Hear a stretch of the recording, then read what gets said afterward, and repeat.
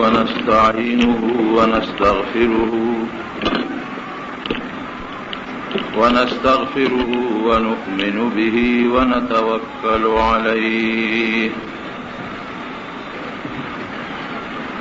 ونعوذ بالله من شرور أنفسنا ومن سيئات أعمالنا من يهده الله فلا مضل له ومن يضلله فلا هادي له ونشهد أن لا إله إلا الله وحده لا شريك له ونشهد أن سيدنا وحبيبنا وشفيعنا وسندنا ورحمتنا ومولانا محمدا عبده ورسوله أما بعد فأعوذ بالله من الشيطان الرجيم بسم الله الرحمن الرحيم وما من دابة في الأرض إلا على الله رزقها وقال تبارك وتعالى ولا تقتلوا أولادكم خشية إملاق نحن نرزقهم وإياكم إن قتلهم كان خطئا كبيرا صدق الله العظيم رب العالمین قرآن حکیم کے فرمائی کہ مخدز مکہ سمر گردن د مخلوق دے دے ټول مخلوق د رزق ذمہ داری پما ده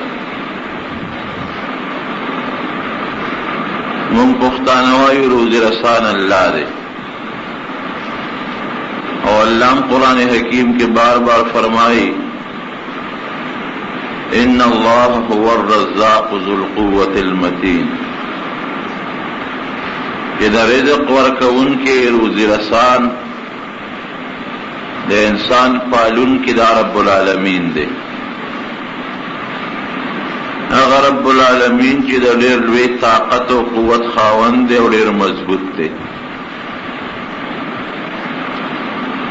مسلمان کا کل دا عقیدہ جوڑا کڑا کہ زما رزق دا اللہ پہ اختیار کے دے زما و زما دا بچو دا دے ټول مخلوق روزی ورکون کے او پالون کے اللہ دے تاسو یقینو کہ چے دا انسان او دا مسلمان و بیا دا روزے او دا رزق تم دا مخلوق نہ کئی انسان اللہ پیدا کرے دے وہ دا روزے ذمہ داریم دا اللہ دا کم خدے چی دا انسان دا داسی سیز نہ پیدا کچے عقل نہ منی او بیا دا انسان دا مور پگیڑا کہ اللہ دا سے او پالا چی دا عقل نہ بار خبر دا دا انسان پا دی دنیا کے کہ دا اللہ دا قدرت تا گوری چی دا اسم نو مو خدای جوڑ کرم او دا سے دے کہ مال رزق اور روزی راکڑا چی دا انسان عقل داغے اس قسمہ ادراک نشی کولے اونا دا انسان عقل داغے برداشت کولی شی نو دا انسان اللہ پا دی دنیا کے دا دا کسب او دا گٹی او دلار یو جن دے پدے کہ انسان لا اللہ رزق اور روزی ورکول شی نبی کریم صلی اللہ علیہ وسلم فرمائی وکتاسو پا اللہ باندے اغا بروسا و توکل پیدا کم چی دا اللہ پا ذات پکار دے تاسو بپخپلو بسترو کے ناس یو اللہ بروزی اور رزق در کئی او بیا فرمایي چې دا مرغه تاسو وینئ چې سار د جال نه پاسي اوږي وي او تږي وي او ماښام ماسخوتن چې جال له راځي نو دا مړې راځي. نه خو د حیواناتو د مرغو دکانونه شته او نه پټي شته او نه کارخانې شته. الله رزق او روزي ورکوي، اوږي ځي او مړې راځي، تږي ځي او مړې راځي. وی دغه رنګې که تاسو هم په الله پوره بروسه او یقین وساتو، په خپلو بسترو کې به ناست یو، الله به روزي درکوي. دا حقیقت دی. حضرت سلیمان علیہ السلام په پیغمبرانو کې هغه پیغمبر تیر شوی دی چې د هغه بادشاهي په دې ټول روی زمین د مخ د ځمکه چې د په دې بادشاهي وه. او انسانان خو سکه حیواناتو به ورسره هم خبرې کولې، حیوانات هم تابع وو. میګو دا چرن پړن چې سړي دي به ټول ورسره خبرې کولې. او پیریان هم تابع وو، په پیریانو به خپل کار او خدمت کو. یو ځل د پیغمبرانو د الله سره خپل یو انداز بیانی او خبره اتری او دا الله سره خپل خاص تعلقاتی. یو ځل الله ته وی چې خدایا مالا خطا دومره بادشاہی را کړی دا دومره نعمتونه دی ورکړي دي چې دا په مقدس مکه د بل چا نشته. او دا حقیقت دی. ربی هب لی من لدنک ملکا لا ينبغي لأحد من بعدی. اللہ نے سوال کوي وی خدای داسې بادشاہی راکړي چې تر قیامت پورې بل چاله داسې بادشاہی ورنکې بیا داسې راکا. یو ځل پیغمبر علیہ السلام یو پیری ونیو، لاس کې کلک ونیو، او یو روایت کې د شیطان ذکر هم دی. نو صحابو ته فرمایي چې یاره ارمان کړه سلیمان علیہ السلام دا دعا نه خرابې دی، نو ما به تاسو ته ښولی و چې دا وګورئ دا هغه شیطان او پیری دی چې ما په لاس کې نیولی دی، زمان پې تسلط شته. خو د هغه د خدای نه چې کوم سوال کړی دی نو هغې کې لږ فرق راځي. لکه هغه دا ویلي چې رب هب لي ملکا لا ينبغي لأحد من بعدي. خدای داسې بادشاهي راکړي چې تر قیامته پورې بل چاله بیا ورنکړي. نو د هغه بادشاهي په دې جناتو شیطانانو هم وه، په دې قبضه وه. نو که دې تاسو ته خیم نو بیا یاره زما ور باندې یو قبضه تاسو ته معلومېږي، ښکاره کېږي. نو یې پرې مې خود خوشې مې کړ. نو الله ته وایي خدایه تا خو ماله لویه بادشاهي را کړې ده او لوی قدرت او طاقت دې را کړی دی. زما زړه کې دا یو تمنا ده چې ستا د مخلوق له یو وخت ډوډۍ ورکړم. د دې د رزق او د روزۍ دا بندوبست دومره تا ماله شی را کړی چې دا کدې ما ته حواله کړو ورکولی شم. رب العالمین ورته فرمایي څومره به مېلمستیا ورکولی شي. وی خدای ستا په طاقت ګورې. پیغمبران خو عجیبه خبره کوي، ستا په توفیق او په طاقت خدای چې ته یو کاله پورې م زه ورکولی شم. وی نشي لرلی طاقت. وی ښه یو میاشت وی د میاشتې م نشي لرلی. وی د یوې هفتې وی دا طاقت تم نشته.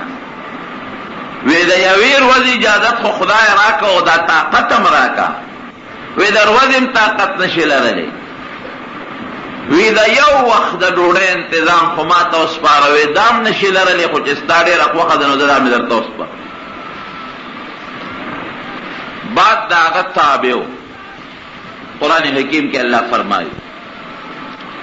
د دنیا دا ټول کائنات خدای د هغه له لاس تابع کړي وو. څومره چې فالتوز مه کوه، تاسو اندازه ولګوئ دنیا کې، او څومره جنات او پیریان او انسانان دا ټول تابع، حیوانات هم تابع. یو انتظام یې وکړه د خوراک او د میوو د غلې او د ډوډۍ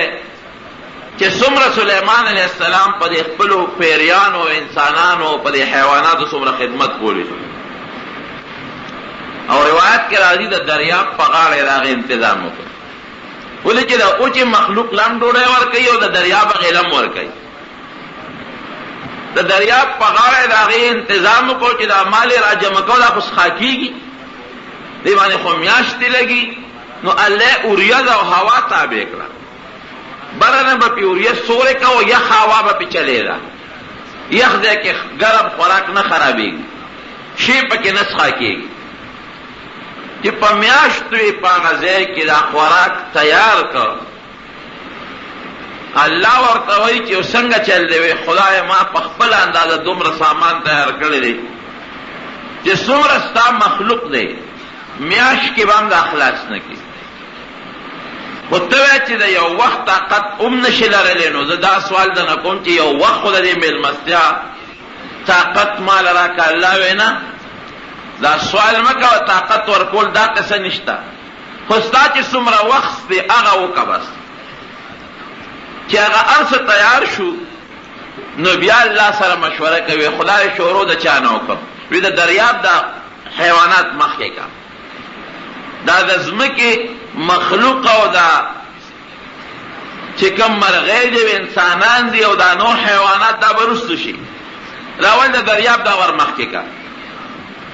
رب العالمین دې د څومره ور واچو او د دریاب چې څومره کبان دي هغې ته به یو مخصوص رزق ورچو الله څومره ور واچو مثلا څومره منه یا څومره ټنه څومره خوراک ور واچو وی نه دا به خپله راځي دی نه به خوراک کوي ورچولو هم ستا ضرورت نشته ته ورته اعلان وکړه چې د دریاب کبان حیوانات چې څومره یې زما میلمانه یې او ټول راشئ د دریاب په غاړه خوراک پروت دی خپل حصه دې والی ستا د اواز به د دې ته رسوم او دا به ستا تابع وي ټول به راځي دی نه به خوراک سلیمان علیه السلام په خپل تخت شاهي ناست دی وزیران ورسره ناست دي جنات څومره کرسۍ لګېدلې دي مخلوق خدا به اوس راځي او خوراک به کوي چې اواز یې وکړو یو قبر اوچت شو یو خولې یې وازه کړه او د سلیمان علیه السلام چې څومره خوراک تیار کړی دی یو جام یو طرف ته کېښوده او بل یې بل طرف ته کېښوده او چې کش یې ورکړه ټول یې په یو نوړی دننه کړه یو نوړی سره ټول خوراک وکړو خوند یې پې هم نوې روایت کې راځي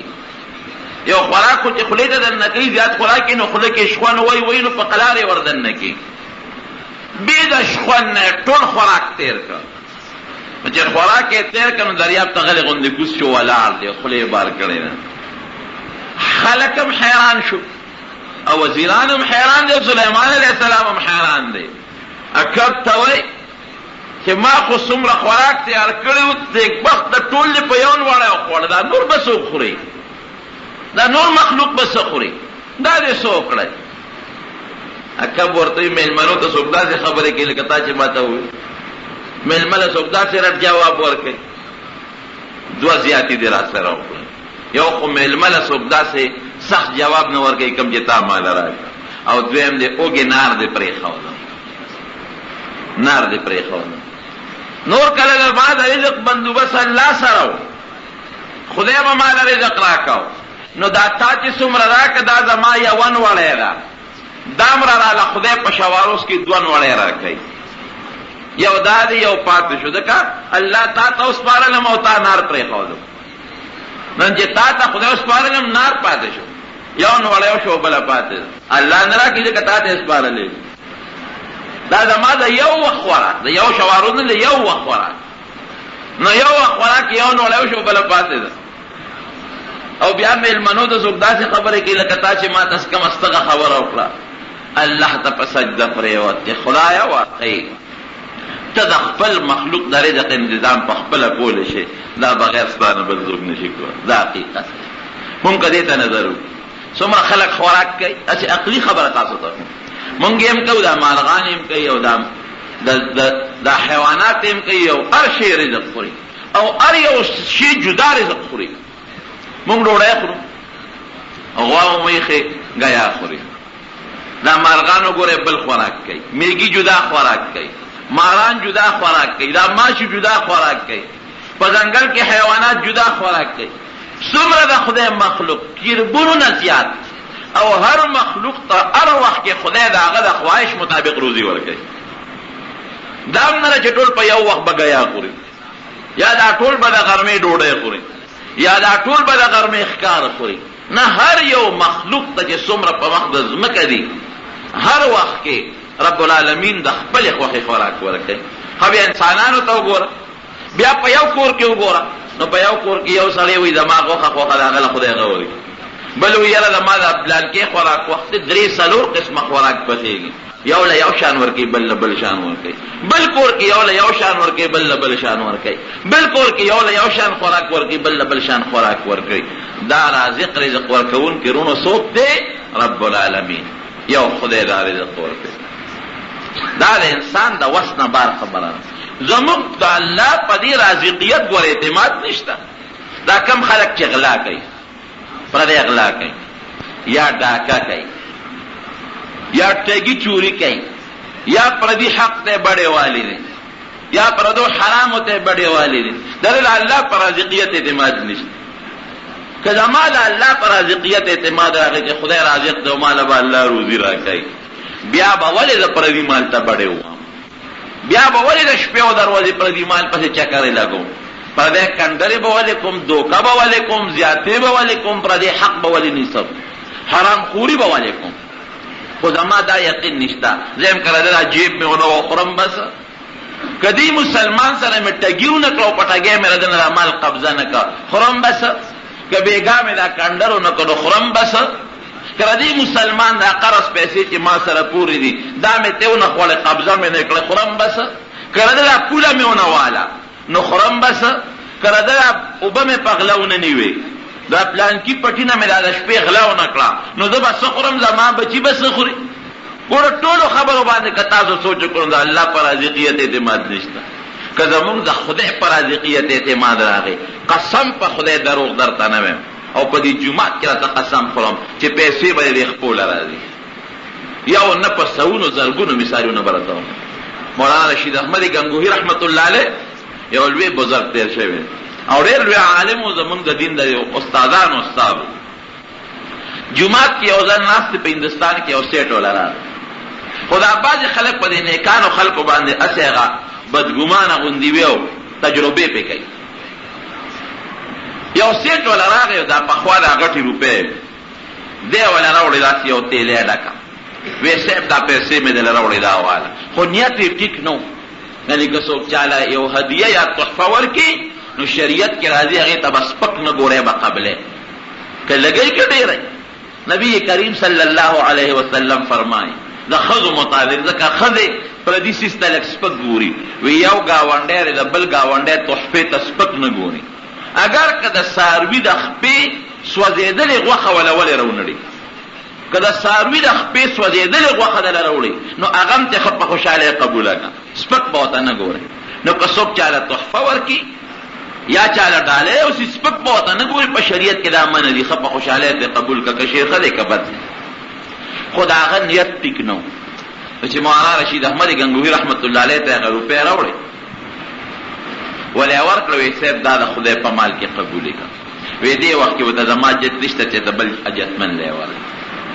وی ښه صاحب داسې وکړه چې په طالبانو باندې وویشه،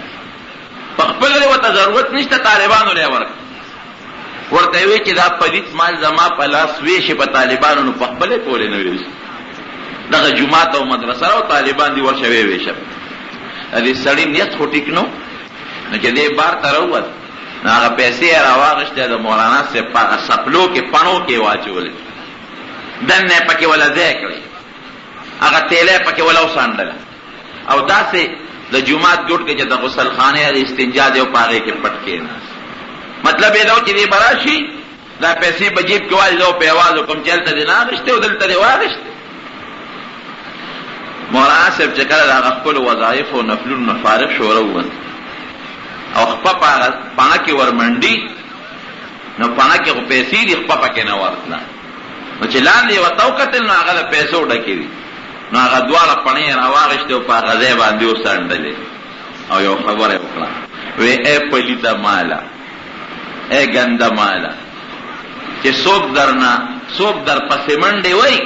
نو د هغه نه منډې وی ځان وله نه ورکې، او چې څوک در نه تښتي د هغه د پیدار سلامونه کې. نه حقیقت دی چې پیسې پسې څومره منډه وای هغه به درنه تښتي ځان به درنه نه درکوي او چې ته چې څومره تښتې ستا دې خپله به راځي څوک خدای د لوږې مړه کړل چا له خدای ډوډۍ ورنه کړه ځکه نه یو مثال ما ته وښایه زه اکثر دا خبره کوم زه وایم د امریکې کافر چې په خدای ایمان نشته صحیح ایمان چې څه ته وایي د هندوستان کافر چې بت ته سجده لګوي او خدای ته نه لګوي هغوی له خدای روزي ورکوي نو کوم مسلمان چې شپه ورځ ورته تندې په دې ځمکه سولي هغه له بولې خدای روزي نه ورکوي خامخا به خدای رزق ورکوي خو دا دنیا د اسبابو ځای دی تا له خدای پاک چا له دکانداري چا له تجارت چا له زمینداري چا له بر کاروبار خدای یو سبب پیدا کړی دی په دغه سبب کې ته خپل کوشش کوه او نیت دا ولره یو حدیث مې کسار کتل د پیغمبر علیه السلام حدیث د مقصد یې داسې دی وی چې څوک د حلالو کسب کوي نیت یې دی چې خدای پاک ته ما لم رزق راکړي او زما بچو لم رزق ورکړي یو نیت دویم نیت یې دی چې زه پې د پردي اجت او سوال نه بچ شم دریم نیت یې دی چې زه پې بل مسلمان سره امداد وکړم او د دین کار پې وکړم وی د قیامت په ورځ چې د حشر میدان کې دی پاسي نو دا مخ به داسې پړقېږي لکه د 14 سپومې او چې د کم سړي نیت دی چې زه دا رزق ګټم دیله چې فخر به پې کوم خلکو باندې به ځان اوچت حسابوم چې ما سره دومره دولت دی او که د دین کار پې کوم د ریا په خیال به کوم ریاکاري به پې کوم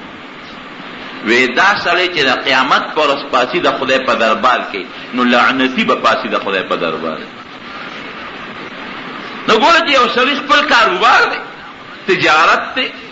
یا زمینداري ده مسله یا بل څه کاروبار دی ملازمت کوي ډېرې پکې نیت دا وساتي چې د خپل ځان او د خپلو بچو د نفقې دپاره دا کار کوم چې ما ته او زما بچو ته نفقه ورسي دویم نیت دا چې کوم مال خدای راکړي د دین کار به پې کوم بل مسلمان سره به پکې زه امداد کوم او دریم نیت دا چې د پردي اجت او د سوال نه به زه بچم نو د قیامت پر ورځ چې ته پاسې د قبر نه نو دا مخ به لکه د 14 سپومې په شان رڼا کوي دا د پیغمبر علیه السلام وینا نو کسب ښه شی دی چې خپل کسب کې په حلاله طریقه خو نیت پکې خو ساته او د پردو حرامو تمې پکې مه کوه ته ګوره چې خدای رزق درکوي او که نه درکوي خامخا به الله رزق درکوي دنیا د اسبابو ځای دی یو سړی دی د هغه متعلق شیخ عبدالحق دهلوي رحمت الله علیه را واقع نقل کړی ده د مشکات شریف په شرحه کې چې دا آیات لراغې چې ان الله هو الرزاق ذو القوة المتین چې خدای روزي ورکوونکی دی او د طاقت خاوند دی او ډېر زورور دی اگر چې د دې دا مطلب نه دی چې ته کټ کې کېږه نو خدای به درله ډوډۍ درکوي هغې دا مطلب دی چې ته ځان خپل کسب کوه نو په هغه کسب کې برکت برله خدای چې رزق برکت خدای درکوي د ده و چې اسم الله روزي ورکوي زه ګورم چې ما له خدای روزي راکوي او که نه راکوي په خدای تجربه شروع کړه نو لار د دریاب په غاړه ځان له یو جونګړه جوړه کړه او په هغې کې دیره شو او دا نیت یې وکړه چې خدای زه ګورم چې ته ما له روزي راکوي او که نه راکوي او داسې هم نه زه ګورم چې د خولې له راله راوړې او که یې نه راوړې که راته مخې ته پرته وي ګوتې به خو نه وراوړم تر څو چې دا ډوډۍ ته ماله دا خوراک د خولې له نه را رسوي نو خدای پاک داسې هم کولی شي خو کوي نه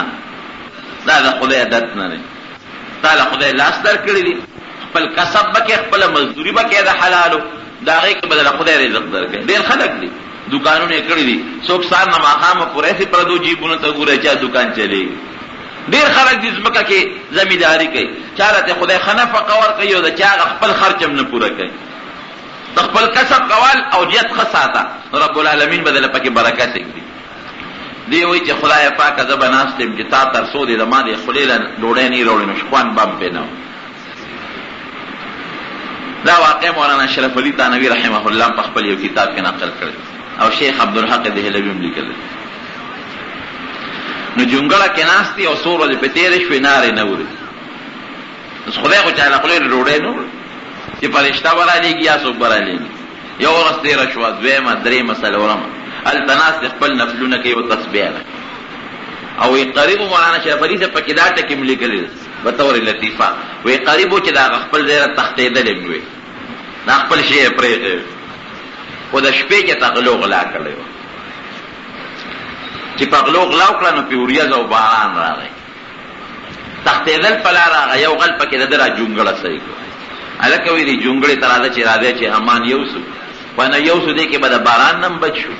او دا کوم معلم چې قبضه کړی دی پر دې پغلام رانی وی دا په کې تقسیم چې جونګړې ته ورغلی دی او داشنا پکې ناس په تسبیح لري مونږ کې الکه تدل تسکه غږ وته نه کوي هغه غله یو بل تاوي چې دا غریب هم چې د خسړې دی او نیک سړی معلومیږي او دین چې د باران نه را تختیدلې دی او دی جونګړې ته پنه راوړي ځان له خوراکم په دې غلو په دې غلا کې راوړي خوراک په خپل خوري دل ور کوي خو دې خو قسم ده کړی لاس کې ور کوي خوراک کې دا خور دې ګوتې نه ورو خوراک نه یک بخت ګوتې ولا نه ورو او یا غلو کې هغه یو غلوي چې دا غریب چې دا باران خراب کړی او خې یخ کړی دته اور بلو چې ګرمې کونو الا بددر الله سوچلېږي او تر سوچم دته اور نی بل کړی در لاس کې حرکت نشته یخنی شوی دا اګه دې را نه منشو نو سار لکه د اغلا پتاو لګي دو چې مونږ گیر شو نو د اغلا دا و عمر باندې شو د مرګ دا وم په مونږ وی اورې وته بل کړی چې دې ګرم شي چې اورې وته بل کړی دی بیا ولا خوراک ورکونه دی بیا خوراک لګوته نو هغه یو وته وی چې دا خوراک کلک دی او چې دا نرمه غوندې الوا ولا په خول غواړي سړی را نه مړ نشي نرم خوراک ولا پخ کړی چې هغه نرمه وته خېله هغه لم دی ګوتې نه وړي اغلو کې هغه مشروي چې دا سړی را سره چې بس دی مري دا جامې کلی شوی دی دا یخنه لاسه دا خله ولا وازول غواړي چې دا نوړې ولا په خله کې پزور وردن نه کوي نو چې په یوان وړې باندې جامې وګرځي نو بل په خپل وکړي چاړې راغشته نو چې دې خله له ولا چاړه راوړې دا او دا غاقونه ولا وازینو د خندا ورغلې په خنداش ناغله وته وي چې خله دې به خو باسه په مونږ نخره کې کله ته اور بلو کله له نرم خوراک په خو کله کلک اورګه کوتک د دني سوچوس دې برابر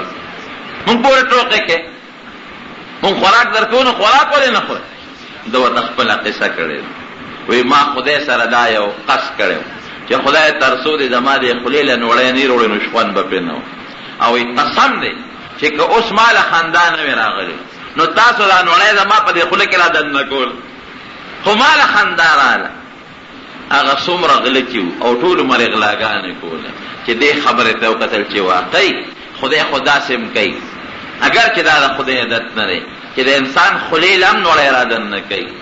نو مونږ کې لاس په خدای خپل کار کوو نو خدای بوله ډوډۍ رانه کی دا خپل غلانه توبه وسته او خدای پاک دې ډېر نیکان بندگان جوړ کړل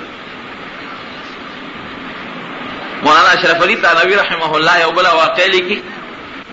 په دې کورد کې کردستان وته وي په عراق کې یو علاقه هغه کې یو سړی تیر شوی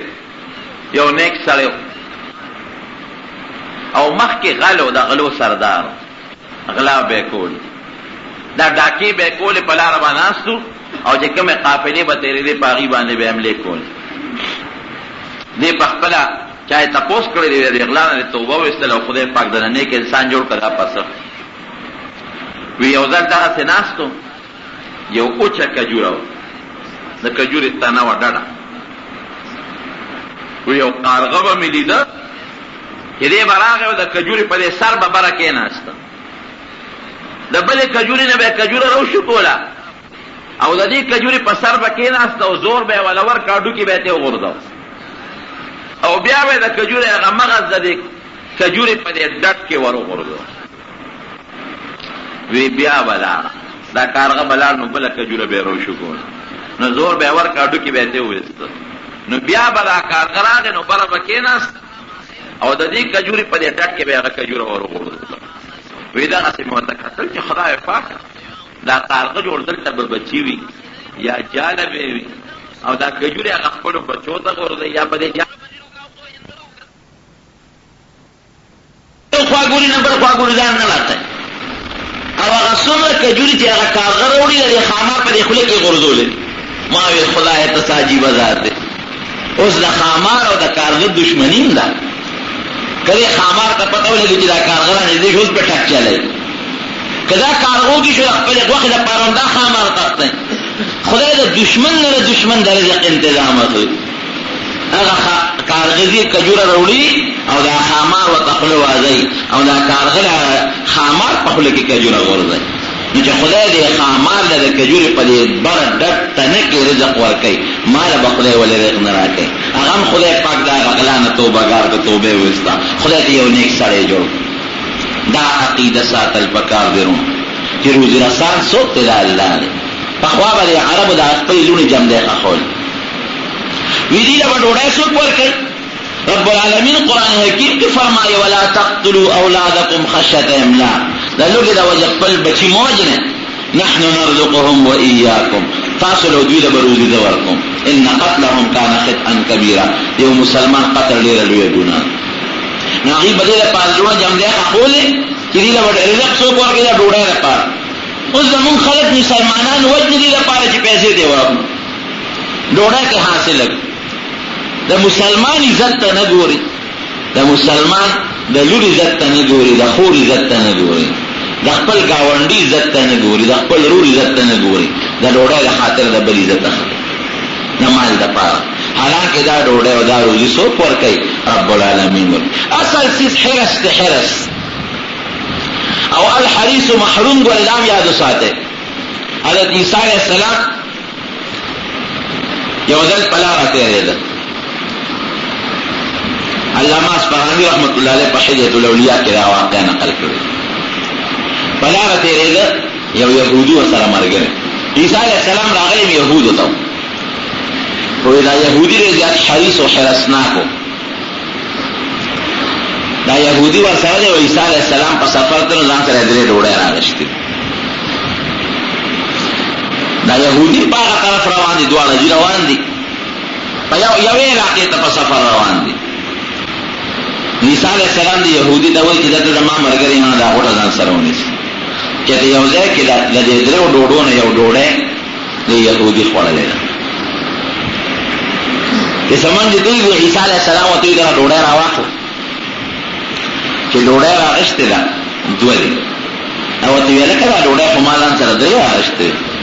اځلې مته تا خوړلې نه ما نه ده خوړلې دروغه وي ورته کېږي وی رسناک سره دروغجن حرام خور وینا ما خونه نه خوړل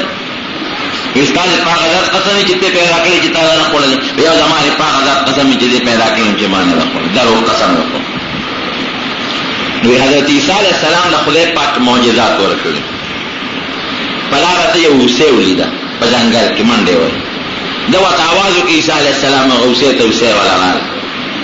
دې معجزه شو دغه اوسه چې راځي نه تختی چراله د چاړه وسته عیسی علیہ السلام او غیر ذبح کړ الله لیکلا دا غینه غوخه وسته او غیر وتکړه په خپل مو خورو دا بل مرګري چې وسره کم دی هغه ما چې کوم غوخه پاتې شو او دوی پاتې شو نو هغه ته عیسی علیہ السلام یقوم باذن الله دا خدای په حکم پاسا واپس دی وسه جوړ شو ویل څنګه کې منډه و دا ګرمه معجزه شو عیسی علیہ السلام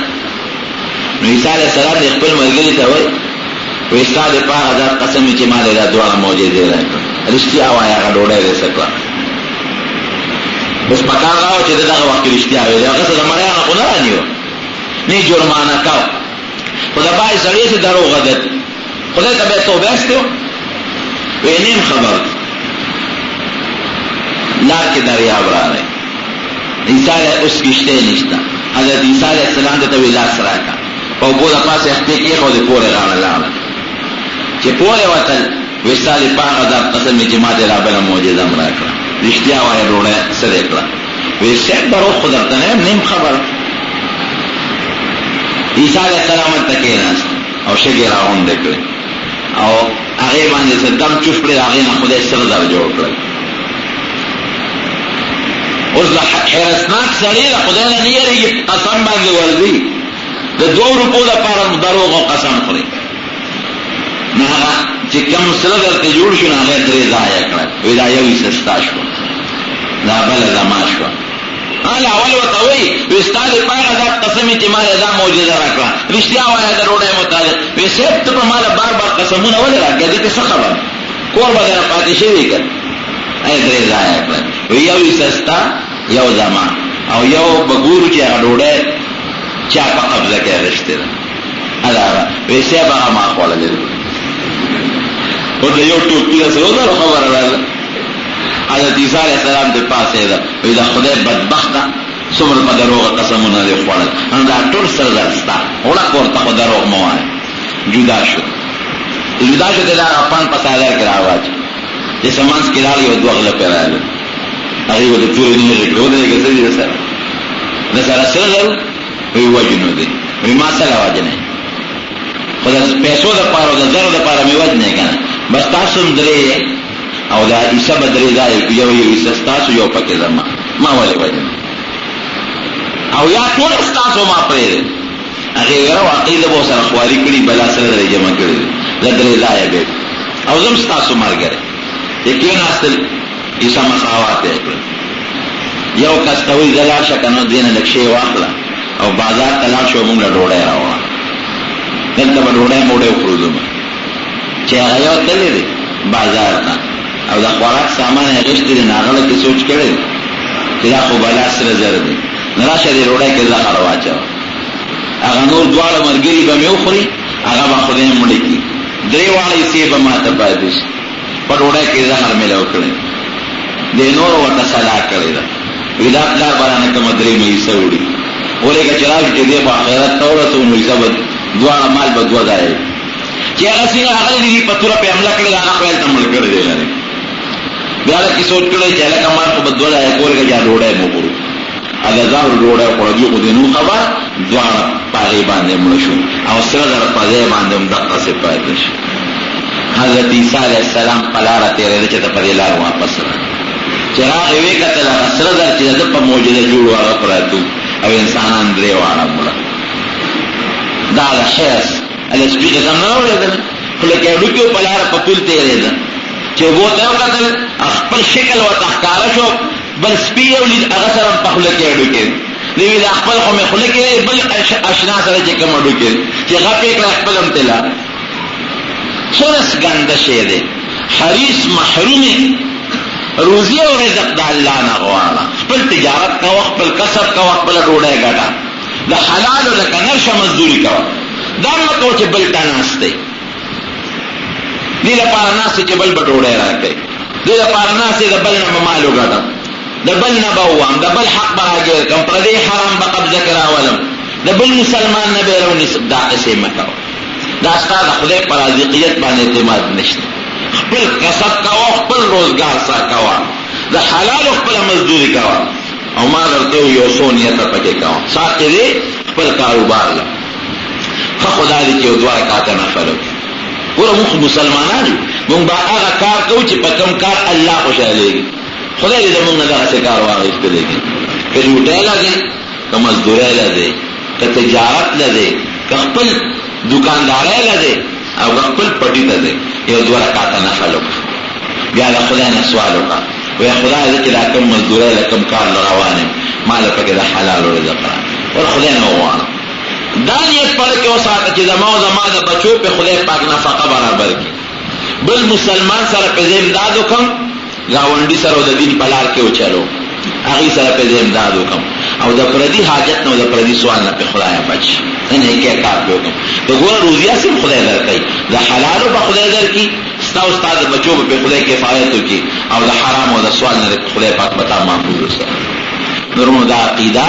او دا یقین اوساته پر رب العالمین الله فرمای نشته په مقدس مکه یو ګردن د مخلوق مگر دې ټول د رب العالمین فرمای روزي او رزق زبرکم دا د خدای که خدای غواړي کنه او باران نه کوي او دا وب ختم شي او غنم او دا غله زرغونه نشي نو که چا سره په کروڑونو روپے ویلي او پیسو کې که خدای غواړي تا سره ډوډۍ مشته او نفقه مشته او تا ته خدای نه جوړ کړي بیا به څه کې ډوډۍ له مخ کې پرته هر قسم نعمت ته مخ کې پروت دی پتا باندې نه د غوړ په قسمت کې شته، نه د خواږه په قسمت کې شته، نه د ډوډۍ په قسمت کې شته، بیا به څه کوې؟ او خدای داسې هم کولی شي، یا به د ډوډۍ در نه کړي، یا به یې در کړي او تا به ورته خدای نه جوړه کړي. نو رب العالمین نه هر وخت سوال کوي. کله په انسان باندې خدای تکلیف او تنګش هم راولي، دې لپاره راولي چې دې ما ته زاري کوي او که نه کوي. دا یو امتحان او ابتلا دی. تنګش په باندې راولي چې ته زاري کوي که نه. کله به د خدای مال ډېر کړي، دې لپاره چې ته پکې د الله شکریا ادا کوې او که نه ادا کوې، د خدای حق پکې ورکوې او که د الله حق پکې نه ورکوې. دعا کې د خدای په دربار کې چې خدای پاک موږ ټوله د حلال رزق نصیب کړي، الله مو د حرامو نه محفوظ وساتي. خدای پاک هم د دوکې نه او د ټګۍ نه او د چورۍ نه او د پردي حق ته د تمې نه محفوظ وساتي. الله هم د دنیا د حرص نه محفوظ وساتي. خدای پاک موږ ټول مسلمانان د حلالو ډېر رزق د خدای زموږ نصیب کړي. رزق ډېري او مال د حلالو ډېري، بل مسلمان سره به امداد هم وکړي، حج به هم پکې وکړي، جومات ته او د خدای په لار کې به هم استعمال کړي. نو خدای پاک دې موږ ټول مسلمانانو ته د حلالو فراخه رزق راکړي. دومره رزق چې موږ پکې خدای بار بار د بیت الله حج له بوتلی کړي. او خدای پاک دې موږ د بل د قرض نه او د مخلوق د احتیاج نه او د سوال نه محفوظ وساتلی. دغه کې بعضې بیماران دي او زنانه زموږ د جومات پرې ګاونډ کې بیماره ده، دعا یې غوښتې ده، دعا ورته وکړه چې خدای پاک ورله شفا ورکړي. بعضې ملګري دي ناجوړه دي، زموږ د جمع یو ملګری دی اورنګزیب صاحب هغه بیمار دی، دعا ورته وکړه چې خدای پاک ورله شفا ورکړي. دا دعا هم د خدای نه ذوالجلال نه وغواړئ. دا راتلونکي چې کوم انتخابات او ووټونه شروع دي چې خدای زمونږ په دې وطن کې د قرآن او د سنت نظام راوړي. هغه خلق خدای زمونږ مشران کړي چې د کومو خلقو د لاس نه الله زمونږ په دې وطن کې د قرآن او د سنت نظام راوړي، د ګنده نظام نه خدای وساتي. آخر وخت کې خدای په خپل دا کلمه نصیب کړي، لا اله الا الله.